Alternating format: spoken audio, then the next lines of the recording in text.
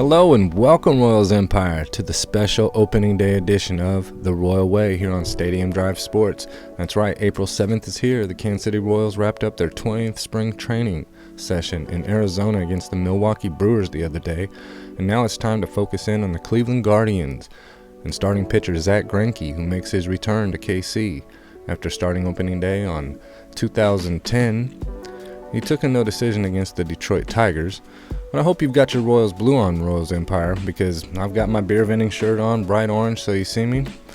And I'm going to head to the K here in about an hour. I am your host, Sean Barr. And in this episode, we will have all your regular segments, including a look at what might have been the best Royals team of all time. And find out later which team I'm referencing. Plus, we will introduce the host of the 12th Man at Arrowhead Drive in Kevin Britton. We will discuss opening day with the other half of Stadium Drive Sports. Is everyone ready for the 54th season to begin? I sure am. And of course, everyone's excited to see what Bobby Witt has in store for us. Let's go ahead and take a look at some opening day facts to start the show off.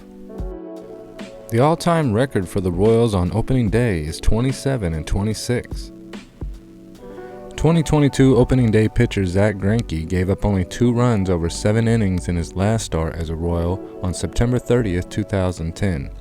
And the Guardians opening day pitcher Shane Bieber went 7-4 last year. He's 4-0 against the Royals with a 3.65 ERA in 10 games. And at 21 years and 297 days old, Bobby Witt Jr. becomes the youngest KC Royal to ever start on opening day. And Alex Gordon will hold the record for a few more hours. And Kevin Appier has the most consecutive opening day starts for a starting pitcher for the Royals with 6. He's got the record with 7 when it comes to the most. Dennis Leonard has 4. And Bud Black, Brett Saberhagen, Jeff Suppan, Gil Mesh, and Danny Duffy all have 3, and there are a select few that have 2. When it comes to the years we went to the World Series, Dennis Leonard pitched in 80, Bud Black in 85, James Shields in 14, and Yordano Ventura in 15. When it comes to your position players on opening day, on the left was last year's, on the right is this year's. You can see Whit Merrifield goes to right, Nicky Lopez takes over second, and Bobby Witt Jr. comes in and takes over Hunter Dozier's spot at third. Hunter Dozier becomes the DH. It's now time for the Royal Way one-on-one interview. All right, yes, and with us now we have the host of the 12th Man at Arrowhead Drive. Welcome, Kevin Britton. Hey guys, appreciate you having me on, Sean. I feel like it's been a while, man. I'm happy to come on. I know we get to talk on the combo show, but it's really cool to be on the Royal Way and be here with the Royal Empire. So appreciate you having me on, man. Thank you. Yes, the other half of Stadium Drive Sports. It's really good to have you. I've been on your show a few times. It's good you finally get to be on my show, and it's a perfect time for you to join us because we're just now starting the season. All the practice is over. Practice? Yeah, all that is over. And with that, we figured out who to cut, who to keep, and who's right there in the middle, who's going to be in the minors and in the majors as well. And we're going to start off with opening day against the Cleveland Guardians. So that's pretty cool. You know, they're a whole brand new era in their franchise, and we get to be a part of that. And they got to come to the K to take their first loss of the year. What do you think your predictions are for this opening day? What do you think the score is going to be? Well, man, we've had some hot bats overall in the preseason and spring training. So I think we can continue a little bit with the hot bats. I do agree with who come out with the victory.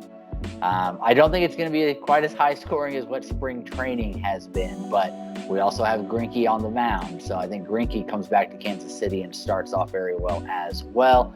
I am going to go 6-3. Good guys on top.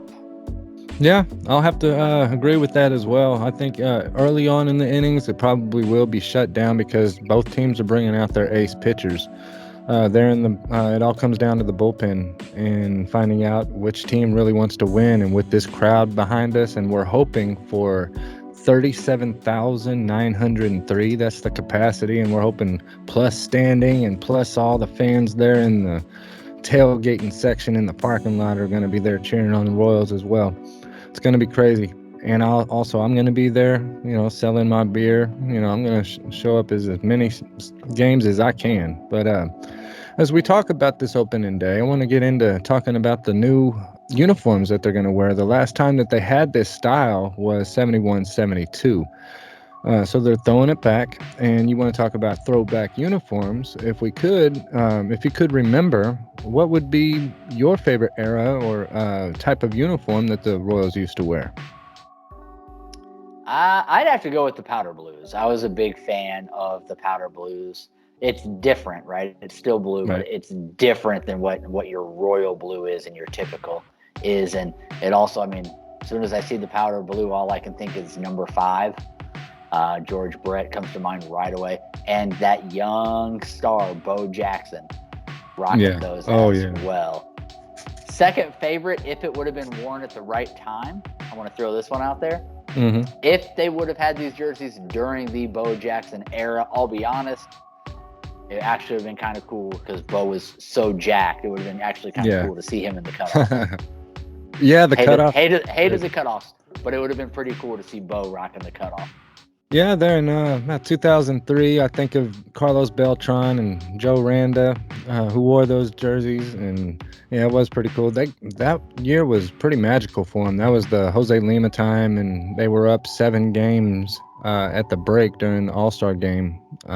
But we didn't quite pull it out at the end, but it was still exciting to see them do that. Hopefully we get a good run towards the middle of the season, towards the All-Star break, and we're close to these White Sox who are expected to win the division again.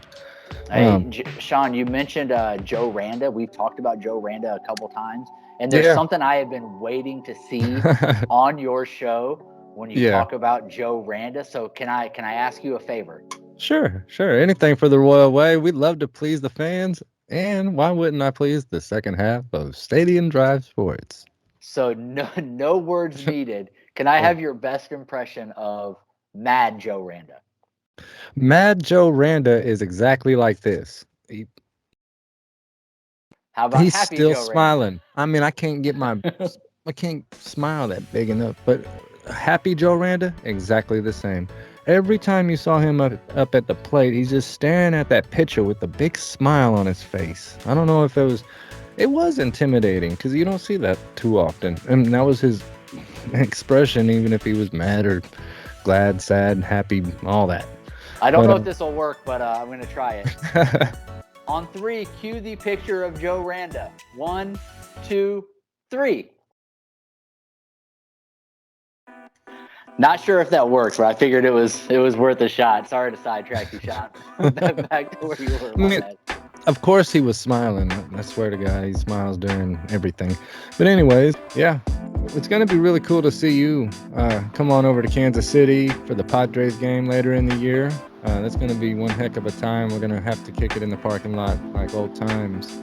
Oh, yeah. So, I'm super excited. Late August, I'll be in Kansas City. In case anybody doesn't know, I am originally from Kansas City, born and raised. Moved out here to Salt Lake City, where I reside now, in 2016. So I come back to Kansas City every year. I'm going to come back at the end of August this year, be able to go catch a Padres game. And we can also get together and record an episode there live at the game or in the parking lot. Kind of have a stadium drive party as well. So I definitely look forward to it, man. It'll be an absolute blast. Definitely looking forward to you coming back to Kansas City as a friend, as a co-host here on Stadium Drive Sports, with you doing the Chiefs and me doing the Royals. And I also look forward to you being back on the Royal Way. It's been a pleasure. Kevin Britton, host of the 12th Man at Arrowhead Drive. Thanks, man. Absolutely, man. Again, appreciate you guys having me on here on the Royal Way. Be sure to catch me every Sunday and Wednesday here on Stadium Drive Sports for all of your Chiefs content. Again, Sean, thanks for having me. And anybody that knows me knows what I'm going to say next. Until next time.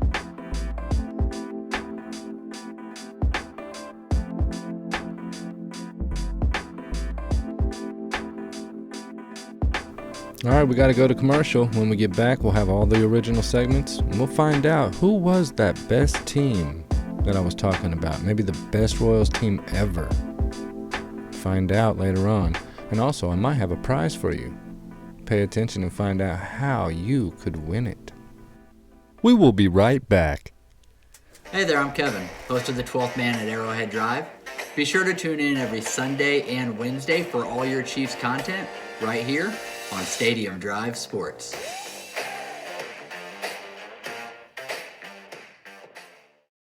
Humans have been searching far and wide to find Bigfoot. Me? They hunt for clues, attempting to track down the mighty Sasquatch. Could he be riding a Loch Ness monster with Elvis? Maybe, but he's probably in your bushes in your backyard. He might be scary. Why search long and hard for something bad? The Royal Way is easy to find. Just go to Stadium Drive Sports. Ooh, the Royal Way Viewer Prize of the Week. Parkham McCollum tickets. Cable Dahmer Arena in Independence, Missouri, Friday, April 22nd. For 2 tickets, 2 of you, 1 of you just has to email after the show. StadiumDriveSports@gmail.com using keyword fountain. It's now time for the Royal Way's Best to Ever Wear It Awards. We're on number 8. And the nominees are Ed Kirkpatrick, Pete LaCock, and Mike Moustakis. And the winner is Mike Moustakis. Moose! Mike hit 139 home runs for the Royals. He was certainly a key player during our playoff runs. Plus, he has an awesome nickname. Alright, one more time. Moose! Did you know the Royals won 11 of 14 opening day games between 1972 and 1985, but they lost 18 of 27 between 1986 and 2012. But lately they have won 6 of 9. And did you know, since 2014, the Royals have played the Chicago White Sox 5 out of the last 8 opening day games, going 3-2 against them. Our only shutout win on opening day was in 2003, 3-0 versus the White Sox. It's trivia time! How many opening day games have been played in March? Is it A, 10, B, 1, or is it C, 4? Or could it be D, 25? We've had 53 opening day games. We are on season number 54. And the answer is C, 4. Yeah, 3 out of 4 against the White Sox, and a couple of them have been recent, 2018 and 2019. 2-2 on those games. Guess who? I had a 15-year career in the majors. I played for the Minnesota Twins, the Royals, and in the National League with the Phillies, Marlins, and ended with the Dodgers. I played first base, outfield, and designated hitter. I'm a left-handed hitter who had a .290 batting average, 52 home runs, 477 RBI, 221 doubles, and 39 triples from 1982 until 1998. After the 1984 season with Minnesota, I took off 2 years when I was officially diagnosed with Tourette syndrome. I focused on getting help, but I wanted to continue playing baseball. Crap! I played 70 games at Memphis in the minors before getting a call from the Royals in 1987. Thanks to KC for helping me revive my career. After my last season with the Royals in 92, I helped the Phillies win the NL pennant. I hit .318 in 93, .300 in 94, .316 in 95, and .361 in 96 with the Phillies. I was the Royals Player of the Year in 1989. My first name is easier to spell than my last, but if you were a Royals fan in the 90s, I'm pretty sure you remember who I am, even if you can't spell it today. I am Jim Eisenreich. If you weren't thinking Eisenreich, then using wrong. It's now time for the Royal Way to take you through the years. We are on the year 1977. Royals fans may have witnessed the best Royals team of all time this year. They didn't have a losing record against anyone. Oakland is finally out of the picture, and KC reclaims the AL Western Division title. So let's take a look at the AL West. In 1977, look at that, 102-60. Yeah, we kicked butt that year. You had the Texas Rangers and White Sox who had outstanding years, but they still didn't come close. And you got the Twins, Angels, and the Seattle Mariners joined the division. And look at those Athletics. They fell right to the bottom. And by the way, to this day, the Royals have never had a 100-win season, except for 1977. When it comes to the defensive setup in 1977, the Royals did get a new catcher in number 15, Darryl Porter.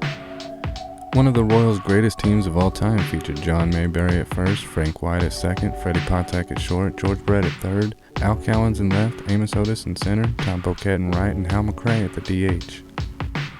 And your 1977 Royals starting pitchers were Dennis Leonard as our ace, 20-12, 3.04 ERA with 21 complete games. Yeah, you don't see that these days.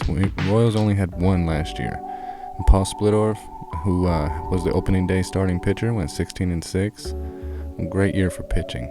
And the Royals relievers included Marty Patton, who went 10-3, Doug Bird, who had 14 saves, Mark Littell with 12, Larry Gura with 10 saves, and Steve Mingori with 4.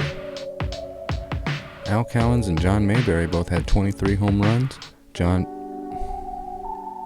George Brett had 22, Hal McRae had 21, Amos Otis hit 17, and new catcher Darryl Porter hit 16. The Royals hit a ton of triples and doubles. The 1977 Royals won their opener 7-4 versus the Detroit Tigers exactly 45 days ago today. And starting pitcher Paul Splittorff got the start, like I said, but it became an average first half of the season. On June 16th, the Royals lost 7-0 at Yankee Stadium, dropping their record to 28-31. But here's the resiliency I'm talking about. After that point, became the best second half in KC Royals team history. July 1st, KC had a 39-35 win-loss record. They won 15 of the next 18 to go 53-38. By the end of August, KC climbed their record to 76-54. They were just heating up. Besides a sweep in Oakland, which took last in the AL West, the Royals only lost once in September, winning 23 of 24 games. When it came to the final stats in the major leagues, the Royals ended up 5th in hits, 1st in doubles, 1st in triples, 9th in home runs, 6th in RBIs, 4th in stolen base, and 6th in batting average. And you can see the differences in the parentheses. So yeah, with 299 doubles, we were 26 up on the second place team. With 77 triples, we were 17 more than the second place team. And Pittsburgh had 260 stolen bases. Because that was a lot. In 1977, only 4 teams advanced to the playoffs. The postseason starts with the League Championship Series between the East and the Western Division winners. The ALCS included the Kansas City Royals versus the New York Yankees. The NLCS included the LA Dodgers versus the Philadelphia Phillies.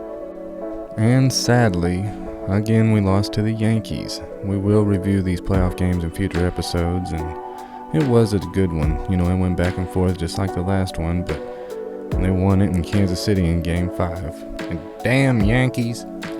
So no, the 1977 Royals didn't have the best outcome, but they definitely were one of the best teams.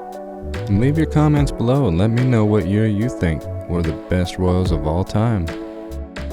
Surprisingly, the only 1977 Royals All-Stars were George Brett. Should have been more. Alright, when it comes to your after-year awards, the league MVP goes to Rod Carew, Minnesota Twins, and George Foster from the Cincinnati Reds in the NL. The Cy Young Award for Best Pitcher goes to Sparky Lyle, and that's the guy from the Yankees that beat the Royals and got the win in Game 4 and Game 5 of the ALCS. And Steve Carlton, Philadelphia Phillies in the NL. Rookie of the Year goes to Eddie Murray in the AL, and Andre Dawson in the NL and the Montreal Expos. And the World Series, 4-2, winners, Yankees over the Dodgers. World Series MVP, Reggie Jackson. And 1977 is the year Reggie Jackson hit 3 home runs in Game 6 of the World Series. To be continued with 1978. Alright, Royals Empire, we've reached the end of the episode. I hope you enjoyed it. If you did, hit that like and subscribe button. We've got more for you on Monday. I'm going to recap the series on the Guardians and look forward towards the next series. Hey, let's go Royals. Let's get this win. Bobby Witt, man, I sure hope he puts on a good impression on the first day. I'm sure he will. Let's go and get them Guardians.